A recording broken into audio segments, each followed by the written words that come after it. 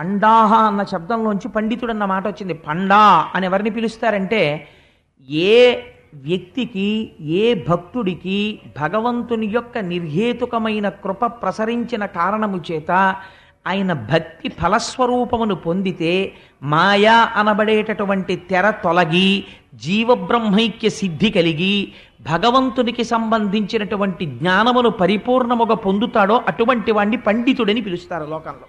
అందుకే భగవద్గీతలో పండితుడు అనగా ఎవరు అంటే, బ్రాహ్మణుని యందు, గోమాంసమును తిను చండాలుని యందు, కుక్క యందు, ఏనుగు యందు సమబుద్ధి కలిగిన వాడెవడో పండితాహ సమదర్శన, వాడు సమదర్శనమును కలిగినటువంటి పండితుడు అన్నారు కృష్ణ భగవానుడు.